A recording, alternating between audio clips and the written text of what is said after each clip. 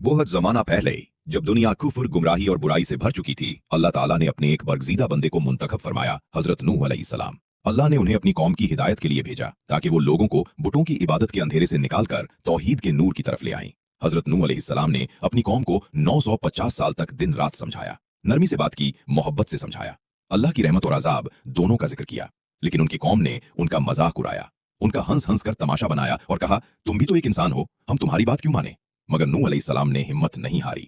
उनका दिल सब्र और ईमान से भरा हुआ था।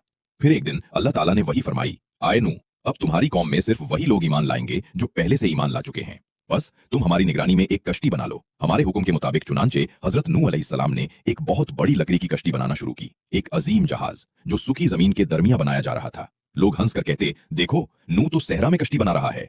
मगर नूह अलैहिस्सलाम ने सकून से जवाब दिया, आज तुम मेरा मजाक उड़ाते हो, लेकिन एक दिन आएगा जब अल्लाह फैसला करेगा और उस वक्त हम देख लेंगे कौन बचता है। जब कश्ती मुकम्मल हो गई तो अल्लाह ने फरमाया, अपने साथ हर जानवर के नर व मधा जुराए ले लो और उन मोमिनों को भी जो तुम्हारे साथ ईमान ला चुके हैं। फिर आसमान पर अंधेरा छा गया, जमीन कांपने लगी, बादल गरजने लगे और चारों तरफ से पानी उबालने लगा।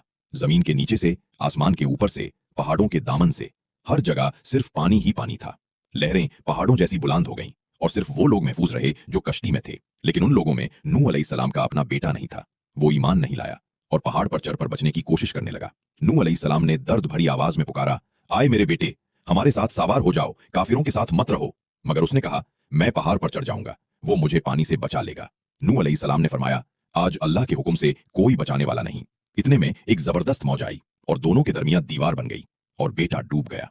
दिन गुजारते गए, रातें बीत गईं, तूफान अपनी पूरी शिद्दत से चलता रहा, यहां तक कि दुनिया का हर निशान बीत गया। फिर अल्लाह ताला ने फरमाया, आए जमीन, अपना पानी निगल ले, और आए आसमान, अपना बरसना रोक दे।